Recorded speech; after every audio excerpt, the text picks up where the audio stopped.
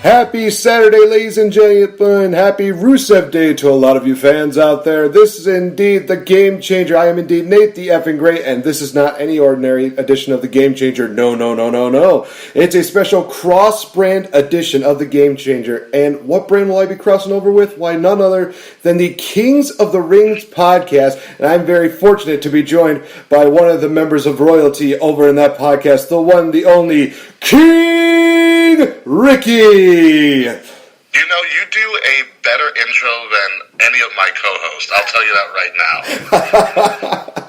Seriously. So far, I think every person that I have interviewed on this podcast, everybody's just saying like, "Oh, dude, you do an amazing intro." I've always tried to do that. I don't want it to be just like, "Well, hey, here's King Ricky," blah blah blah blah. I want it to be actually special, and this is a big deal. This is a cross-branded deal. We can't just make it something very small. It's like, "Oh, hey, two podcasts going together." No, this is awesome. This is amazing. And why is that? Because we're on the road to KOTR_100. Holy cow, guys. You are celebrating 100 episodes. That's amazing milestone. Applause to you. Congratulations. Thank you very much.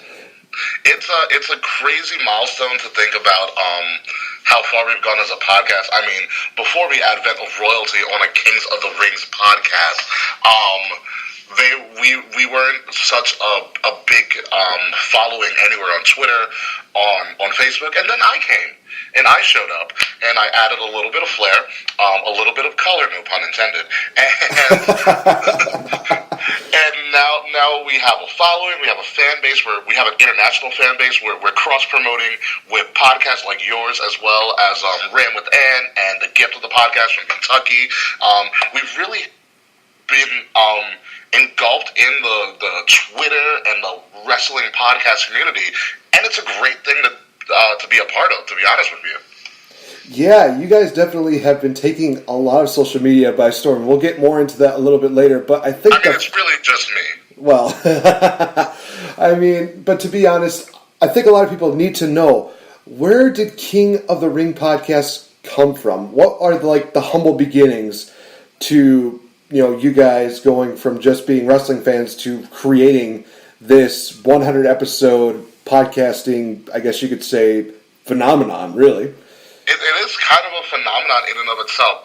Kings of the Rings podcast started out, to my understanding, as a little bit of a side project by the host, Will Tarashuk, T as in Thomas, A-R-A-S-H-U-K, Will Tarashuk, Willie T, as he gets called. He started it off in college as he's part of his fraternity, and he just really liked wrestling, and when he into podcasting, he's a big AV guy. I forgot what he got his college degree in, because no one really cares about it anyways. But he started doing it, and he did it with one of his good friends in his fraternity, Christian, and then Christian kind of fell off, and then the dustiest booker in the game, Dusty Dave, came along, and they were doing it for a while, and I didn't know Will, but I knew Dave. Dave and I met when I was in grad school, and Dave was in college. Well, Dave's still in college, but it was right back when I started becoming a big wrestling fan again. I had taken off of wrestling for 8 years, so high school and undergrad for me. So what ended up happening was I started getting into wrestling again. I went to my first WrestleMania. I went to the Dallas Wrestling to start with, but it is what it is. And so what happened was, they had been doing this podcast for 30-some-odd episodes. Dave invites me almost 2 years ago to watch Money in the Bank with him and Will at Will's place at the time. And that was the Money in the Bank where Dean Ambrose cashed in the same night of winning on Seth. And so right after that, we did a show called Money for the Marks. Will was like, "You want to stay and be on the podcast?" I was like, "Sure, whatever." And I haven't left. So we did Money for the Marks, which was my unofficial anniversary. Every time Money in the Bank happens, it's my unofficial anniversary of the show. And so Will was, after one show, Will said, stick around. You can come back whenever you want. So I kept coming back, and then the more I did the podcasting with them, the more I liked it, and then the more responsibilities I got. And so I was pretty attuned to the social media world and being able to navigate through Twitter and Facebook. So I ended up taking the reins of the social media and started live tweeting every week. I was doing it on my own personal Twitter as well, Ambassador Biggs, BIGZ, Ambassador Biggs. Hashtag cheap plug. And so I started taking over it, and all of a sudden, the more I did it, the more followers we got, the more people liked us, the more people watched our show. That's how we ended up meeting a ton of people. And even when we were down WrestleMania in New Orleans, we ran into people from like different states who had listened to our show or had heard of us and the community that we created. So at the time that I started, they maybe had 200 followers on Twitter, and within less than 2 years, I can very happy to say that we have over 1,200 Twitter followers. Damn. Due to a lot of tweeting, hard work, dedication, and accepting all of the sex bots that we can, because they add to the follower count. I don't care what anybody says. They are real to us. Damn it. Sex bots, man, they've gone from fembots to sex bots in a matter of years. Sex bots are the best thing in the world because they get your follower count up. Doesn't matter if you're a computer. Who cares? We're all going to be computers in the future anyways.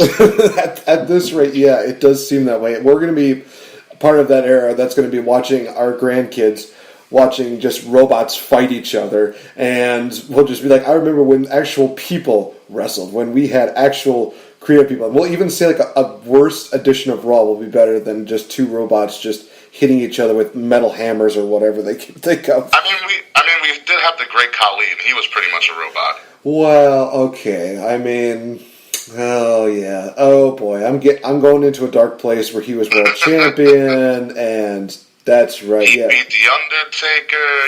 Remember that time? Oh, remember when he just squished a basketball just to show that he could? Yeah. That's just weird. I liked Great Khali when he was in Longest Yard. That was a great. I'm glad you want it back. Now I don't have to stab you. His greatest acting of all time, just that line right there. He broke it in my nose. Oh man, honestly, it is just amazing how you guys have come along since then. And I recently just started, picking up with you guys, and honestly, I have been very entertained, and I've loved a lot of the episodes that I've listened to. And one thing that you definitely did create that really, I think, helped that was the hashtag Tip of the Crown. So what was basically like the concept idea of Tip of the Crown? I mean, a lot of podcasts do the whole deal where it's like, hey, we'll pick our favorite tweets or stuff like that. But what was kind of your concept, really, behind Tip of the Crown? Tip of the Crown's an interesting thing because I didn't come up with it. Really? I didn't come up with it at all. It was actually Will's idea. All the rest of the stuff on the podcast is pretty much me. The one thing. Yeah, the one thing that Will wanted to do, coming into the end of last year, Will was like, we wanted to do something different because we were having like Best of the Rest was our gimmick segment where we had like the best it was like best Survivor Series match of all time or something like that. And so we canned Best of the Rest, and we wanted to do something different. And Will's idea was like, hey, let's do a segment where when you highlight your favorite tweets of the week, since you're the one on the Twitter anyways, you know what are the funniest tweets and what everybody's talking about. So I was like, okay, let's do that. And so we started doing it on episode 80. And before we did that, we outsourced, like, what should we name this segment? Because we didn't have any ideas about what to name the segment. And it wanted to be gimmicky, but it kind of wanted to pander to the Twitter world. So we outsourced it to our Twitter fans, and then Mr. Freds, hashtag Mr. Freds, came up with the saying Tip of the Crown. There were a couple of other ones that people did, but Tip of the Crown seemed to be the best one going with the gimmick of the podcast, and we just kind of kept it. And then we debuted Tip of the Crown, like I said, on episode 80, and it's stuck ever since. It's become a pretty good thing. It's a good way to find out if people are actually following you or want to be featured on your show. It's just a good way to gauge who our real fans are, and I enjoy every moment of it. It's my favorite thing to do on the podcast. Well, you did mention that Will was kind of the mad scientist behind that, but please tell me at least that you were the one that came up with the just the tip comment after that. Oh, Tip of the Crown, just the tip? That's an ad-lib. That was something we did live, and we were just like, all right, it was just really funny to us. So I think about our podcast is that we're pretty authentic. We don't really ever we've never really done like an edit or anything like that. Actually, we've done a couple of edits, but we never really go back and re-record something unless we have to, and that's been very few and far between. So everything that you're hearing from us is the first things that are coming out of our mouth. So that just a tip thing was something he just said in the moment, and I just ran with it. It works out very well. Honestly, it's one of my favorite things to hear, where it's just like tip of the crown, but just the tip, just bear in mind. Just the tip, and it's pretty interesting because it's a way for us to engage with our followers even more. Yeah, I think I mentioned it on my shout out to you guys, episode 83. I think that you engaged so much when you saw like every single one of my tweets had the hashtag tip of the crown, and you just reached the point. Yeah, that was fucking annoying. Funny, I could tell where you were just, I mentioned it where I said like, you could tell where your voice was just going from like, okay, this is kind of funny, to just, okay, this is getting annoying. Okay, god damn it, dude, what the fuck are you doing? Why are you putting it on everything? You know what, I learned it now, so I used to kind of look through it during the show when we were recording to figure out what my top 5 favorite ones were, but to avoid that blatant anger towards you, what I ended up doing was that I look at them beforehand, so I'll search the hashtag and I'll just look through them and screenshot what my favorite ones are and then just go with that. It's a lot easier and a lot less stress on my mind when that happens. Well, and from that point on, I didn't, do that anymore. I mean, I'll do that if there's like a really mean tweet where you guys are just like, yeah, okay, I'm pissed. I'm just gonna do this again and just see what happens and just see him mention where it's like, yeah, he did it again. I think we might have pissed him off somehow. Tip of the Crown's becoming a pretty big thing. I wish more people use that hashtag because we are getting a lot of repeat people, which is fine actually. Which is fine because I also find people at our hashtag for a tweet in a retweet if it's something that I want to consider as like a nominee. But I would like to see in the future a lot more people using it. But that is all conducive on us growing and becoming a bigger brand in the podcast world. And I believe, I can't tell you much right now, but I believe we are on our way. Episode 100 will not only be a celebration of the first 100 episodes, and it's pretty momentous. I'm going to go on a whole Twitter binge after this show, highlighting episodes and stuff. But episode 100 is not only going to be a celebration, but it's also going to be a proclamation of things to come in the KOTR podcast future. Oh, wow. So definitely can expect a big announcement or some big news coming out of that podcast? We're big on big announcements. I don't know if you go further back in the show, I think sometime after episode 50, we started doing big announcement after big announcement after big announcement. Episode 50 was our first big announcement. We were like, hey, we're going live. That was episode 50. One of them, another big announcement was, I bought Dave a gift or something on his birthday on the show. We gave Will something on his birthday on the show. I've gotten something for my birthday on the show. I did an announcement where I told him I bought the entire podcast club suite to NXT TakeOver Philly. Mm. I did an announcement at my 1-year anniversary saying that I was leaving. Really? Oh, man. Yes. I didn't leave. It was kind of a gag. I left the country to go visit, ironically, a fan of the show, which is another story for a completely different time. But we were all about mega surprises, and this is going to be another one in the long line of mega surprises. But I think this one is going to be a very pivotal one. Like I said, I can't tell you much about it right now. We're still in the finalization process, but it's going to be pretty awesome. Awesome as much as Miz possibly winning Money in the Bank? Ooh. I don't know if it's going to be that awesome, but it could be. But it could be. At least on like a podcast of epic proportions, it's going to be absolutely awesome. Hey, you guys heard it here first. You're not going to get this anywhere else except for right here on the Game Changer. Cheap plug. So this is an exclusive plug for KLTR 100. So yes, you're only going to get this here. Game Changer has been the only one who has actually reached out to us and say, hey, come on the show. We're usually the ones reaching out to other people to get on the show. So I'm very happy that you reached out to us and that you liked us enough, or at least like me enough, to reach out and be on the show. Hey. So for that, I thank you. Hey, no problem, man. Honestly, it was one of those things I think that we I think we tried to do that for a while, and then there was just like a deal where it's like, well, it's not happening.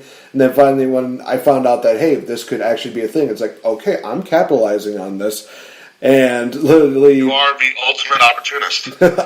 In this case, I am the edge in this situation. But, so, let me ask you this. You've been a wrestling fan on and off for a while, and you mentioned that when you came back to wrestling was indeed Money in the Bank. By far, throughout all the years of wrestling, who's probably been your favorite wrestler, or your favorite top wrestlers that you can think of off the top of your head? Well, that's easy. I was always, as a child, when I first started wrestling, and even to this day, I guess I'm an adult, but it's always been Taker. Taker's always been my number one. I've always been mesmerized by the mystique, by the look, by the aura of The Undertaker, and I think a lot of wrestling fans feel that way. Undertaker is honestly one of the most underappreciated guys in wrestling, not only for his entrance, but also for his in-ring credibility, and the way that he can create storylines by just, having this dark mystique. It's absolutely amazing, although I think a lot of people would like to forget WrestleMania 15. Just going to leave it at that. Let's not go there. Yeah, there are worse things, but that was the one thing I think a lot of people would like to forget about. Or we could forget about Survivor Series 2003. That was a bit of a mess, too. Anyway, so... Shh, don't say messy. A Wild Steiner might appear. Yeah, let's not do that. So, I'm guessing you were probably one of those fans that were just absolutely going crazy when you saw The Undertaker return at this year's WrestleMania. Honestly, I was. I didn't think I was going to. I said it on one of our shows before Mania. I was like, I don't want to see this happen. And in my purest wrestling form, I still don't want to see it happen. I don't want to see Taker do this to himself and do this to, his legacy. I thought the end of WrestleMania 33, he loses. He puts the jacket away. He puts the hat down. He takes the gloves off. I was in the crowd. It was one of the most shocking moments. The only thing I can compare it to is Infinity War. At the end of Infinity War, just dead silence. And him just leaving, and it's just this awkward reverence to something that, I don't know if you've seen something great or something horrific, and then he just disappears. And I think for his character, and for his, even the wrestling legacy, I thought that was the perfect way to end, and he should have never came back. But who are we to say when he can retire and when he cannot retire? He's earned the right to do whatever the hell he wants. I think, however, in looking back at it, the build to it, which I did not like John Cena's build in attacking his credibility, which makes sense. But the build to it, and in the anticipation of it, and they toyed with it for a majority of the night, I believe that was the best designed storyline of this year's WrestleMania. Yeah, looking back at it, it kind of was pretty good. And like you said, the whole thing where Cena just kept on saying, calling him out, and literally it's like, well, here we go. We're gonna get Biker Taker, and this is gonna suck. And then, of course, we get Phenom Taker, and it's like, okay. I think there was still a part of me that was like, no, dude, no, just take your ball and go home, dude. This is one of those things, I don't want to see you getting hurt. And then seeing him wrestle, I'm like, what? And then seeing him bury Cena in almost 2 minutes is like, okay, this was not at all expected. It's like you said, it was one of those things where you're just kind of in shock, where it's like, okay, did anybody even expect this to even happen? It's like, no, I don't. There's not a single person that could say, oh yeah, Cena's going to lose in 2 minutes to Undertaker. No, it was a Cena squash, and the only other person that has squashed Cena in such a grand fashion was Brock Lesnar at SummerSlam. Yeah, and even for that, I was just like, this is not happening. Okay, this is happening. Oh wow! And I think I was literally one of those people that just got up from my chair and I just applauded. I'm like, oh my gosh, Cena got buried. I'm totally okay with this. But now it's at the point where it's like, well, Brock needs to get buried now. But yeah. It's not going to happen. Not unless they do something good. But the man's making $500,000 a match now. Vince, how do you have that much money? That's insane. He's making $500,000 a match. It's unreal. And people are going to say, well, it's his funds from XFL. Great. Another thing that we have to look forward to. No, the XFL is it's his own personal money. He sold stock. He sold his stock, most of his stock in WWE, and to fund the XFL. Yeah, but at the same time, like I said, it could be some of the funds that he's getting from that. That's where he's getting all this extra dough, because you can't believe that he's taking it all from WWE. No. Vince is still Vince, and it'll always be Vince's WWE until Vince passes away the second time. Because the first time he'll die, he'll come back, and he'll be like, oh, crap, Vince is still here. Oh, I thought we could do things. And he'll be like, no, motherfucker, you're all fired. I'm still running it. He's got to die. He's got to die a second time before it becomes, the WWE we want. Second time or third time, because we know that he, quote-unquote, died, years ago when the limousine expired. Then he magically came back to life like some Lucha Underground shit. And who knows, there could be another thing where it's like, oh, he's dead again. Now he's back to life. It's like, why? Why do you tease us? Now we're going to literally read a report that says Vince McMahon has passed away. It's like, yeah, this is a work. We're not even... I mean, I think the best work right now in the industry is not the life of Vince McMahon, or if he might be dead already. But I think the biggest work right now is this John Cena and Nikki Bella BS that's going on. As soon as somebody tagged me about that, I was like, I could see that, and why is this a thing? Why are people getting their emotions tugged? Why? Just why? It's literally like it's Tracy Morgan in the car with Bruce Willis and Sean William Scott, where he's just like, no. I mean, when the breakup first happened, I was really excited. I was like, yes, The Miz won. Like, he finally did it. He's got a child. He's married. John Cena can't top this at all. And they broke up, and I was like, finally validation for The Miz. And ironically, The Miz didn't touch that at all on his promo, the same week of the breakup, because I thought Miz would totally annihilate him, but he did not do it at all. He kind of backed away. Well, you never know. Maybe he's just saving that for a bigger deal. Maybe he's saving that for when we have John Cena versus The Miz, the rematch at WrestleMania 35. It could happen, people. We don't know it, but it could. It could be a SummerSlam thing, and The Miz could win, because John Cena doesn't win at SummerSlam unless it's the Baron Corbin, who's a fucking idiot. Oh, God. Do we really need to talk about last year? Oh, man. I was there last year. He didn't have a briefcase. I was so happy to see Baron Corbin win the briefcase. It's like, oh, this is awesome. And then getting squashed by Jinder, it's like, good God, this is like the only time Jinder has won, quote-unquote, clean. Because John Cena, he never really got involved. He just was like, hey, I'm on the apron. Baron's like, get out of here. And then there's Jinder, it's like, yeah, I'm just going to roll you up, 1, 2, 3. Well, that was backstage politics at its best, because Baron was pretty much a stupid idiot and got into some trouble with the wrong people, and so he had to lose the briefcase because of that.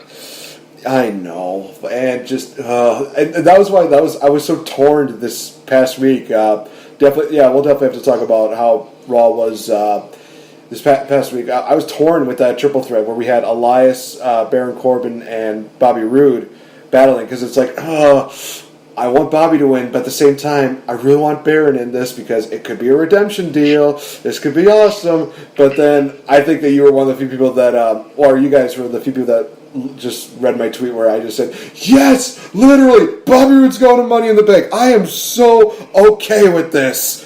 I mean, Money in the Bank this year is going to be a stellar pay-per-view. But then again, anything's better than Backlash.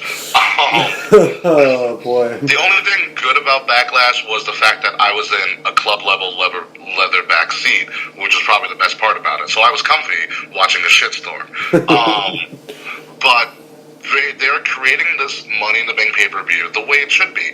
Money in the Bank should be treated as the fifth major, per se, in a sports term. This should have been, even with the brand extension, this should have been the only other time besides the Big Four that the brands come together for a Money in the Bank contract. And they're finally doing it like so. Granted, all pay-per-views now are co-branded, but during the actual brand extension split era, Money in the Bank should have been one where they come together. I mean, they already had NXT having like a show, I think is around the same time as Money in the Bank this year, right? Yeah, this year it'll be in Chicago. NXT TakeOver Chicago too. So it's going to be one of those things. Put it this way: if NXT is doing the show the same weekend that WWE is doing a pay-per-view, it's a big deal. Yeah, definitely do agree with that. And I will be live and in attendance for both of those Chicago shows. So definitely. Oh, you son of a bitch. Don't worry, I will tag you guys using the hashtag Tip of the Crown just because, you guys are awesome. And yeah. We will probably be just munching. Actually, no, we can't watch it together because Will moved. So I don't know where I'm going to watch it at yet, but I'll figure it out. But yeah, NXT TakeOver Chicago 2 and Money in the Bank this year are definitely going to be can't miss shows. I mean, some of the matches are already announced for NXT TakeOver. I already made the announcement I think it was last week, some of them. Have you seen some of the spoilers for matches that they've announced for TakeOver? No, I'm not a big spoiler person. I'm not a big dirt sheet person. I will keep my mouth shut then. I was saying with Dave too for a while. For me, if I'm going to be a fan, and if I'm going to be an authentic podcaster, I can't read dirt sheets because it's going to ruin. For me, it's going to ruin my experience of seeing it live, and it's also going to ruin my natural reaction of what it would be. So I like to be engulfed in the moment as much as I can and turning off my analytical podcast brain so then I can be in the moment, and then when I go to podcast, I can analyze it later. So I kind of like to get that balance. So when I'm at a show, and I'm usually no one else runs Twitter. So if I'm at Raw, or if I'm at WrestleMania, or if I'm at, unfortunately, I was at Backlash, you're not going to see a lot of tweeting from me or the podcast in general because I like to be in the moment. I don't like to be there's people who go to shows and tweet the whole time, but you're not actually watching the show. You're just tweeting about the show because you're there. Watch the show, react later. That is my kind of standpoint on everything.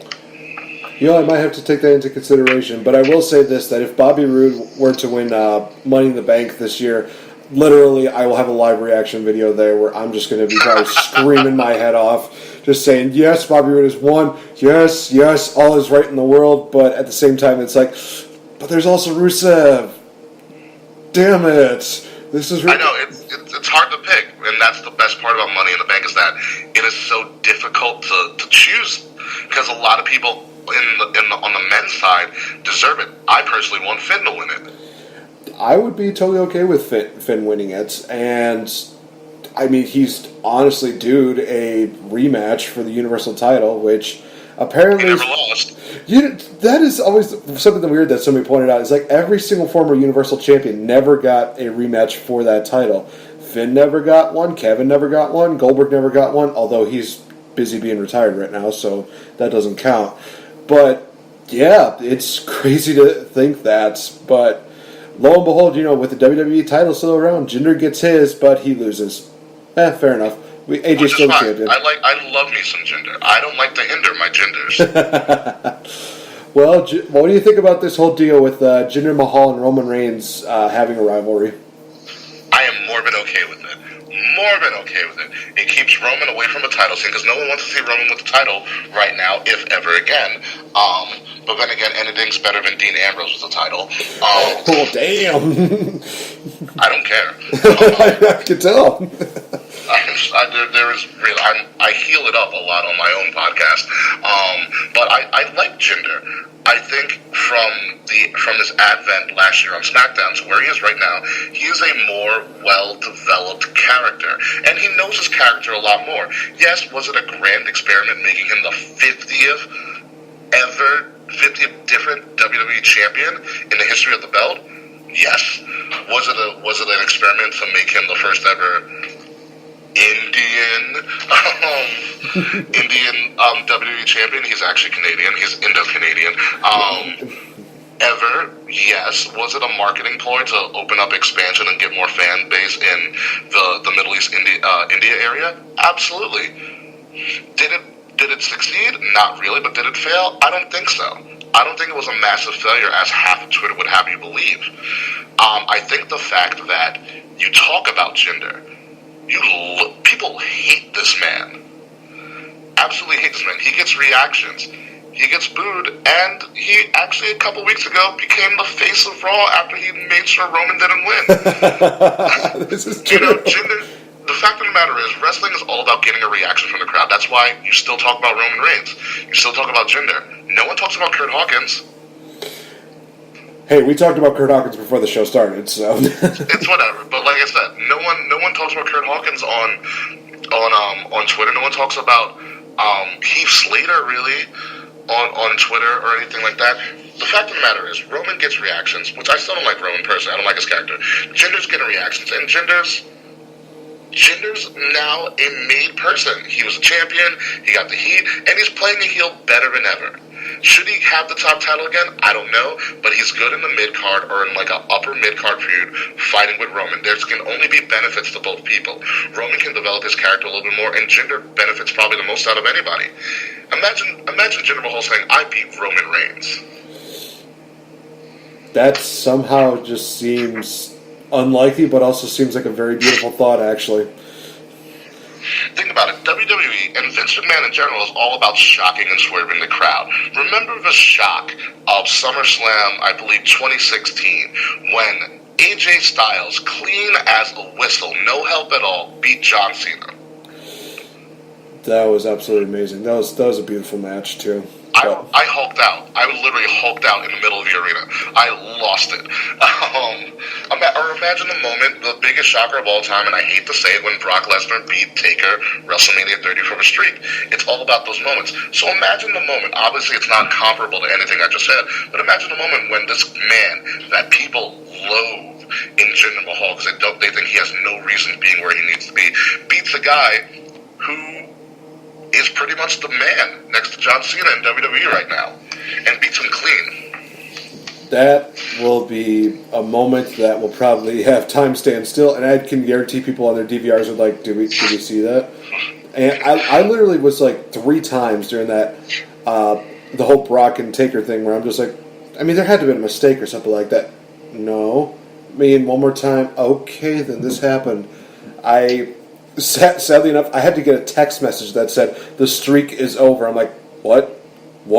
And then it wasn't until I watched the match itself where I'm like, wow, this is a thing that happened, and I'm in shock. Okay. Like you said, it delivered that shock value. Even if somebody, had that text message or that notification from WWE Network, great job on spoilers, by the way, they send that. It still has that initial shock, and people are just going to be like, okay, we need to see what's going on with this. Why did this happen again? Why is this again? Okay, okay. It, like you said, those shock values help them get more subscribers, really. Shock values get people talking, and then it gets more eyes on the product. Everybody has to remember, yes, it is a sport in a very loose term, because you have athleticism, but it's also a television show. It's entertainment. It's a product, and it's just like any other TV show. It's like Game of Thrones without all the killing and sex. It's like Grey's Anatomy without all the sex, and probably a lot more medical stuff in it. It's the same thing. It's your television show, but it's live action. So like when people screw up, there's no retakes.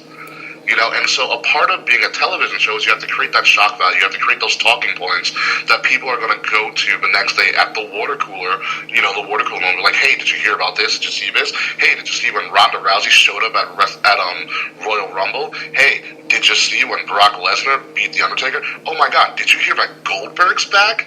Those are the moments that get eyes on the product. Yeah, absolutely. And it does indeed create for memorable moments where it's like, oh, well, we're not going to get this ever again. And then they see it and it's like, oh, like this past year with Jeff Jarrett. A lot of people were thinking, like, well, after everything that he did, there's no way that they would even consider him being involved. And then we got him in the Hall of Fame. And it's like, okay, this is actually happening. And then we got a Hall of Fame speech from him. I'm not going to lie, though. It was not one of my... And a shitty suit. Well, yeah. But hey, at least we got an entertaining segment that featured Road Dogg where he's just like, this isn't 1995. And give me that hat. Literally losing my shit with that. Road Dogg's a better entertainer than he is a booker, let me tell you. Isn't it weird that we live in a world now that we can look at a Hall of Fame and we could think that, a kid that's in his teens put on the best Hall of Fame speech than guys who wrestled their entire lives. I mean, I'm sorry, but JJ put on one of those once-in-a-lifetime performances, and this is like his, third, fourth time with WWE appearances, and I'm literally like, this is like one of the best speeches I've heard in a long time. And then we get Kid Rock. Okay, I'm done. Kid Rock he got sent home after that too. Well, I can't really say that I blame WWE when it came to that. It happens. We just live in such a bizarre world. Oh, and you mentioned shock value. How shocking was it, and how, I would say, even disgusting was it when, I think it was last week, we had a great matchup with Ember Moon, Sasha Banks, and Ruby Riott. And love of my life, Ruby Riott. That matchup was absolutely amazing. And what ends up happening? Some fan proposes during the matchup. People are just like, oh, yay, we're focused on this. It's like, I was there, like I was in the crowd for that match, and I was sitting directly across. So I hear all this commotion, and usually when wrestling fans make a lot of commotion, that's not revolving around the match. It means they're bored with the match. And that's not actually the case. This was actually a proposal. Was it nice, cool? Was it dope too? Yes. But in my opinion, from a respect value, because I have respect for the performers and the show, do it during a fucking commercial break. That's what a lot of people on Twitter said. I mean, I've gone on record to say that, it's the worst thing you could do. These women are putting on something great, and they're just saying, like, no, it's a pyramid match. Are you kidding me? This is like three of the best women on the roster right now. Sasha's the best female worker on the roster. Ember Moon's coming to her own, and Ruby Riott's not bad in any way, shape, or form. They put on a fantastic match, but it got sidetracked by the fact that there was a proposal on camera side. Yeah, and everybody is probably going to be like, well, they did the same thing with the Brock Lesnar-Paul Heyman deal. Well, there's a difference. Paul Heyman can turn anything into gold, so... it's really hard to stop a triple threat match when you don't have a mic and you're actually wrestling. Like, you can't plan it out. Right. Just, some fans are just not appreciative of all the people that, are in the ring, and that was one of the prime examples. But honestly, going again back to the Brock Lesnar Paul Heyman deal, that was just absolutely amazing. And I don't know, I think Paul was a little bit pissed about that, but then he just I'm just going to turn it into something amazing. Whatever. Paul Heyman is arguably the greatest manager of all time. People will say Bobby the Brain Heenan, but Paul Heyman is masterful. Well, he knows what he's doing. And honestly, even nowadays, he's still going to be that guy who's just saying, he'll probably come up with some ingenious deal where he'll just say, like, oh, well, maybe it looked like Roman's feet hit first, but Brock was the one that hit the ground first. Just something like that where it's just like, I hate that you sound right, but at the same time, why argue against Paul Heyman when he can make anything work? Paul Heyman can sell ice to an Eskimo in December. In December, while dancing with a polar bear, why not? Exactly. He would do it, and he would make millions of dollars doing it. Millions of dollars. Oh gosh, jeez Louise. So getting a little bit back into the Money in the Bank deal. What has honestly been one of your favorite Money in the Bank matches, I guess we'll say? I mean, not like the actual ladder match, or the actual ladder match. I'm not counting the events because some of those events have not exactly been very memorable.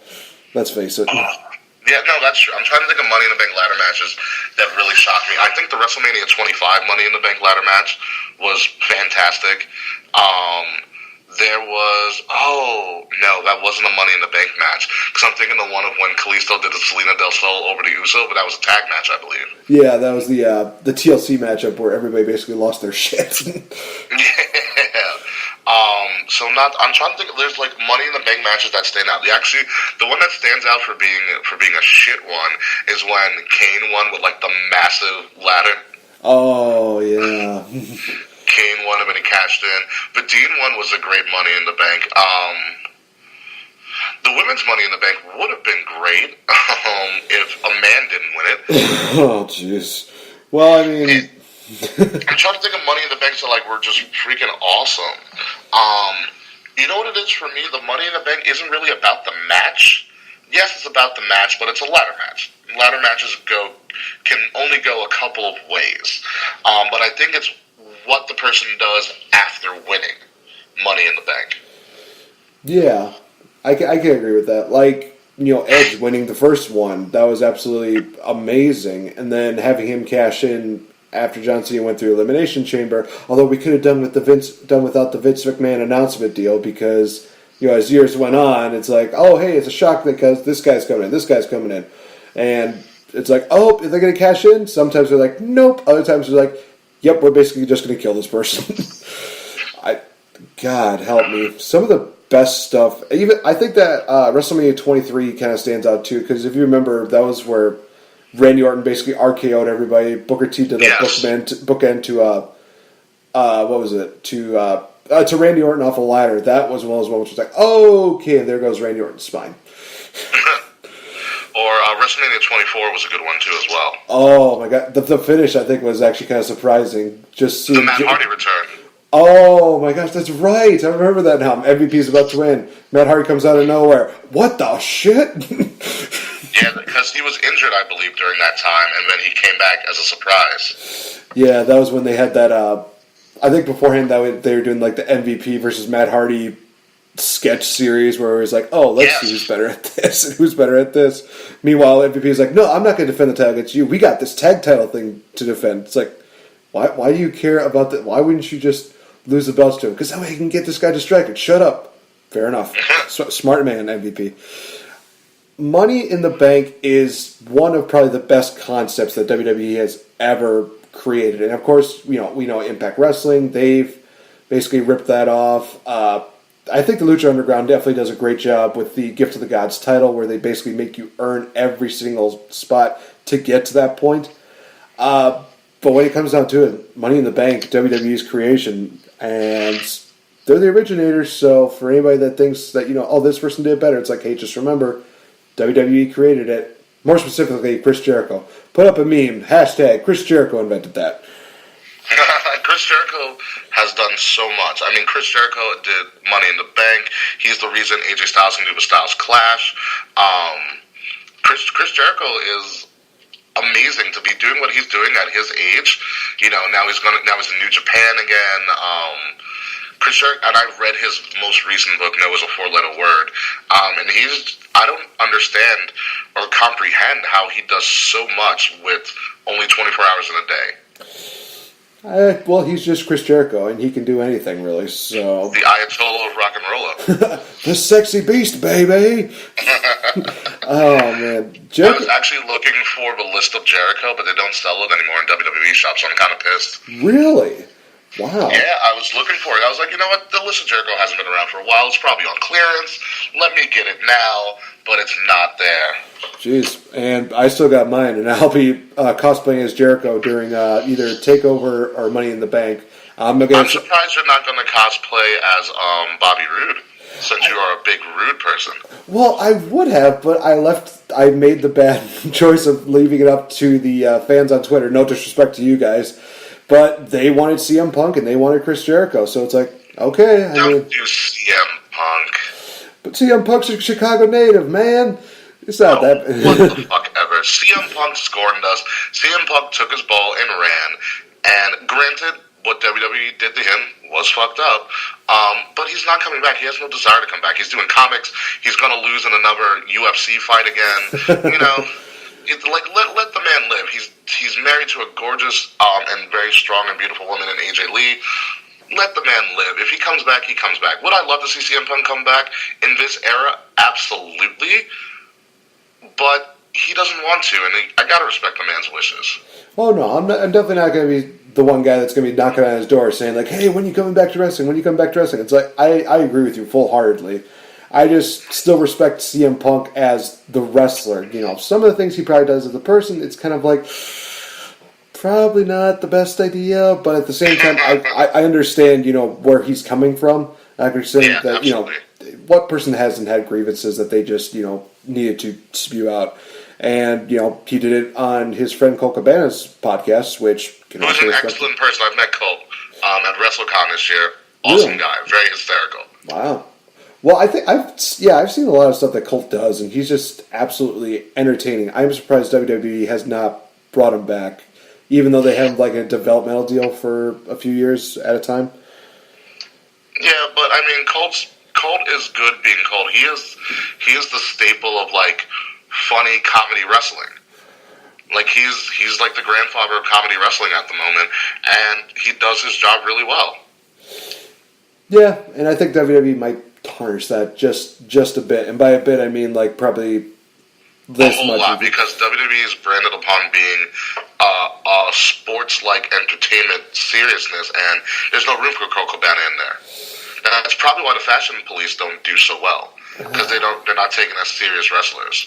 Where all of your top stars are supposed to be taken as serious competitive athletes.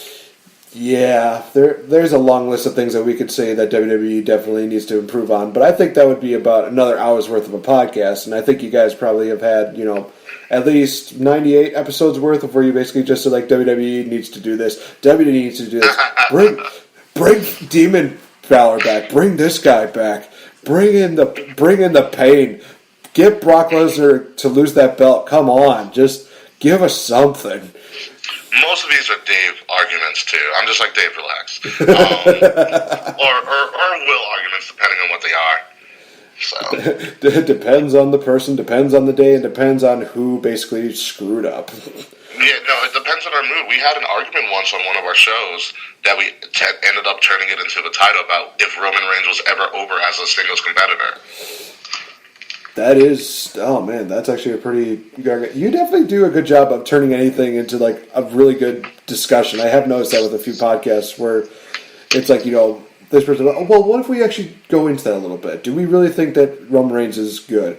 Or, do we think that, Scott Steiner is the worst, promo guy ever? Nope, we got Psycho Sid for that. Thank you very much. That's true. That was my point. I was like, yeah, Sid's worst. No, you did not even hesitate on that. You said, Psycho Sid, not even... No-brainer.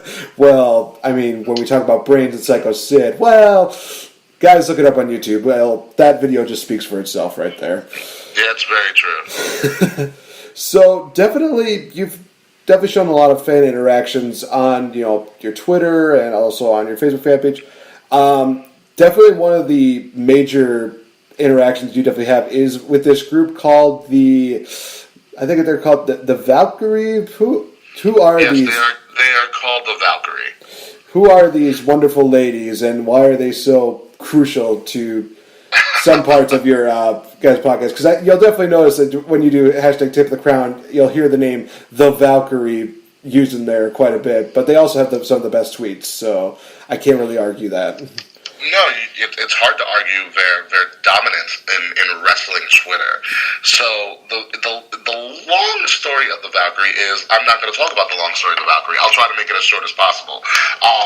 So initially, as I started taking over the Twitter account, I ended up interacting heavily, and then later on befriending, for I guess for lack of a better term, the queen of the Valkyrie, or we call her the queen of the podcast, actually, was Danny at Danny Nolan. Danny Valkyrie is her name on Twitter now. She actually ends up being our first ever guest of the show. Oh, okay. Around I want to say episode 53 or something like that. It's called the Super Canadian Spectacular, because she was first referenced in episode 45 by me. I was like, yo, we have a Super Canadian fan, and her name goes by Danny Nolan. That's part of the intro of that show. So that's when she's first referenced. She ends up getting on the show in early January of 2017, the Super Canadian Spectacular, and she becomes one of our big major people on the show. She keeps pushing our agenda. She's a great person in and of herself, and we developed a great friendship. She ends up coming down to SummerSlam weekend last year, and seeing all the shows with us. And at that time, before Raw, I hit up my close friend, Nikki, at Nikki Skywalker. Nikki and I went to grad school together, and around the time of WrestleMania 33, in Orlando, Nikki realized through the grapevine, we're like far beyond grad school now, that I was a wrestling fan. So Nikki and I start rekindling wrestling stuff, and so then Queen Danny is here, and we go to Raw, and Nikki's like, I'm going to Raw after SummerSlam, and I was like, hey, you should ride in and meet Danny. And then all of a sudden, fucking the shit I create, they become best friends. In between Danny and Nikki meeting, we had we were going to do another guest on the show, but Danny, unfortunately, in the summer, in like July or June or July of last year, couldn't do the show. So then I got in contact, and I was also really liking and befriending Christina, aka at I Don't Love That. So she ends up being the second actual guest on the show. And so I end up meeting, and then when Danny comes down to New York for SummerSlam, she not only meets Nikki before Raw, she met Christina and Antisocial Kim and Rant with Ann and WWE Demon Diva. We were all at the same bar outside of Barclays Center. Ironically, it's called McMahon's. So Danny meets Christina and Nikki in 1 week. And so then all of a sudden, I think around the fall is when I start noticing, or I start following Kate Murphy at _the Kate Murphy. And then all of a sudden I started noticing, I forgot what happened, but they started interacting with each other. Not through me, but it just kind of became a natural thing, but I don't want to take credit for it, but I'm going to take credit for it because I should take credit for it. But they kind of naturally came together. But the podcast and kind of myself, seeing I am the person running the Twitter, kind of brought them together. And then I started noticing this, and I was like, wait, they're really good. They kind of have all these commonalities. These are, one, very strong and powerful, and I'm trying not to get my ass whipped. Strong, powerful, beautiful women that are really intelligent, that really know their shit about wrestling, and they all kind of really like us, some more than others. And I decided, you know what, they should come together and be a faction. So then it was right after watching Thor Ragnarok that the female in Thor Ragnarok, not Hela, it was Valkyrie, was her name. Because the whole thing of a Valkyrie was a person sworn to protect the throne. And when they said that in the movie, I was like, that's it. That's what they're going to be named, because they are sworn to protect the throne. I know that sounds chauvinistic. Fucking deal with it. Whatever. So then after that, like a week or so later, I hinted it on the podcast. Episode 81 is when I actually say we have a faction that I think I kind of created, and I haven't revealed the name. Later on in that week, I revealed the name as the Valkyrie. I was like introducing the Valkyrie, #Valkyrie, and I put them, I tagged them all in the tweet. All of a sudden, they now have a Snapchat group, they have a Twitter group, they talk all the time. And the Valkyrie have, in some way, shape, or form, been a part of the show, and 3 out of 4 of them have actually been on the show. Nikki has been on twice, Danny has been on twice, once on Skype, once actually in person for a SummerSlam live stream. Christina has been on once, and so I'm working on, as we move into KOT 100 and also past 100, in what's going to be known as the Friends of the Show era, is that I want to have the last member of the Valkyrie, Kate Murphy, on the show. And we're in the talks about having Kate Murphy on our non-episodic special called the Mount Rushmore of Kings of the Rings podcast, where we are going to argue about who are the top 4 greatest WWE superstars of all time. Okay. It's going to be a 2-part shit show. Okay. I thought I was going to go in a different direction and be like, who is like the best person in the Kings of the Rings podcast? I'm like, well, that's a no-brainer because that's King me. Ricky, man, King Ricky, hashtag King Ricky for life. Come on, man. Exactly. I'm universal royalty. I'm the only king on the damn show, But we do have a queen. We have Queen Danny, the queen of the podcast. So that is the royalty right there. But literally, without. I'm not going to say without me, but without Danny, the Valkyrie doesn't get formed, and it just became this organic thing that has turned into something a lot bigger than what I thought it was going to be. We will say King Ricky, hashtag best social media matchmaker of all time. Social media, real life, I really should get paid for what I do. You really should. Oh my gosh, dude. Absolutely amazing what you guys do. Just keep doing what you're doing and never change. I mean, there's so many other podcasts that definitely do change with the times, but you guys do absolutely amazing. Thank you guys so much for everything that you do. And again, congratulations on 100 episodes. This is an absolutely awesome landmark for you guys. I can't believe it. I got on at Money for the Marks 1 at episode 34, and now here I am, 60 some odd episodes later, almost 10 or so live streams, collaborating with a bunch of different podcast people, meeting people from podcasts, meeting people from all over the world podcasting, obviously with the Queen Danny being the first one, and then everybody else. It's been a crazy almost 2 years where I can say that podcasting and wrestling has changed my life for the better. Awesome. Very awesome to hear. Well, now we reach the part of the show where we start doing the cheap plugs. So, with that being said... I'm a king of cheap plugs, baby. So, where can people find you, whether it's on social media, whether it's on Facebook? Please give us the goods. How can people find you? How can they interact with you? How can they get in contact with you even? Don't call me because I'm not giving out my number. Well, of course. I mean, geez. We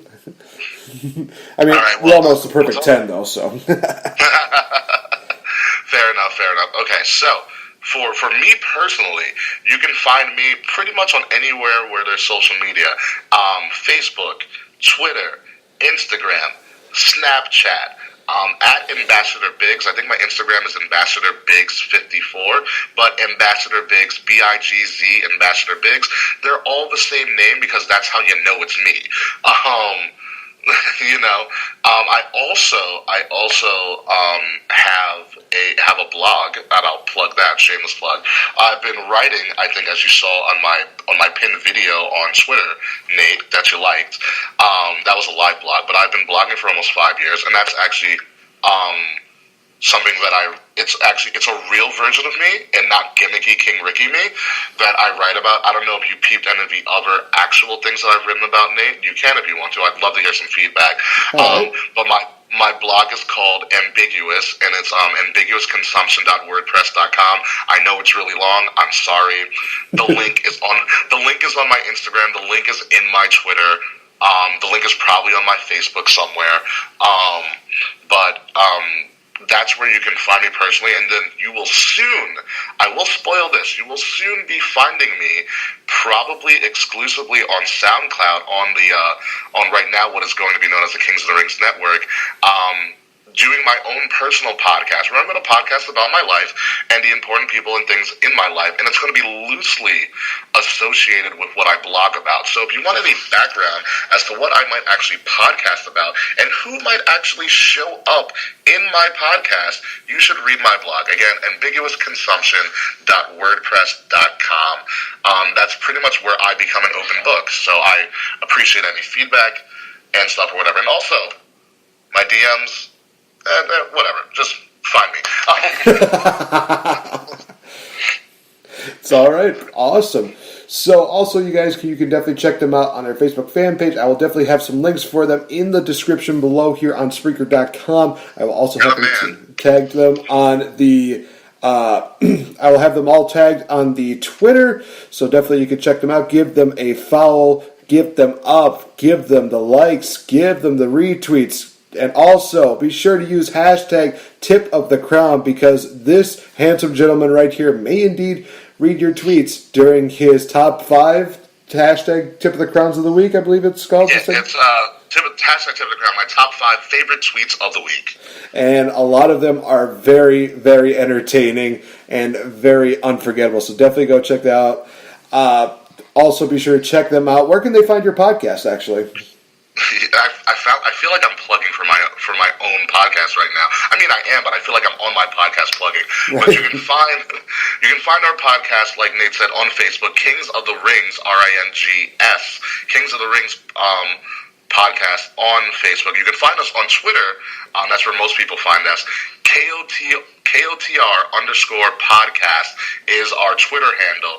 We are found currently on iTunes, and we're also currently found on SoundCloud as well. On SoundCloud, which I really want to highlight, we have all of our other shows, because we are part of the Kings of the Rings network. We have a couple of other shows. We have Shooter and the Duck. We have, which is a sports show. We have a show run by our friend Joey Aiello called Don't Tell Anybody, which is about random, funny, weird experiences that you have in your 20s. And then we have, of course, the Kings of the Rings podcast. All of our content is free. We have every show up from the advent of KOTR number 1 to right now KOTR 99, Tear Down Terror Shock Towers. You can listen to all of it absolutely free on SoundCloud. Is an automatic playlist created, so you can watch them. You can listen to them in a row. Some of our live streams that we've done in the past are logged all on our Facebook page, Kings of the Rings podcast. You can see when we've done live specials, because we've done live specials from Orlando, from Philadelphia, from New Orleans this past year. We've had super Canadian fan known as Danny Nolan on live. We had Nikki Skywalker on live. So you can see all of those live streams and see the different settings we've done, the different things we've talked about, because a lot of our live streams are not logged in our tally of episodes. They've been exclusive. All right. Well, awesome. And guys, if you want to check out more, go check their stuff out. And also give us a like on the Game Changer. You know where to find me on Twitter. Thank you so much, King Ricky, for your time. And thank you for gracing us with your presence here on the Game Changer. Again, congratulations. Thank you. The pleasure was all mine. We should definitely do this again. I am readily available whenever you need. I'm all about cross-promoting and bringing wrestling and wrestling fans together in a collaborative effort. Well, definitely. I think we might have to do this again sometime. I think maybe, like I said, say around SummerSlam might actually be a good time for us to get this going again. I'm ready, willing, and able. Don't worry. We will definitely have a presence at SummerSlam, especially with the new things that we are going to reveal at our 100th anniversary show, KOTR 100. Use that hashtag too, KOTR_100, if you kind of want to shoot us congratulations and talk about the things that you like about the show. And that is going to be coming out next week, you guys, so be sure to tune in to that. So for King Ricky, I've been Nate the Effing Great. This has been the Game Changer, and we will talk to you guys in the next episode. Bye-bye! Deuces, baby.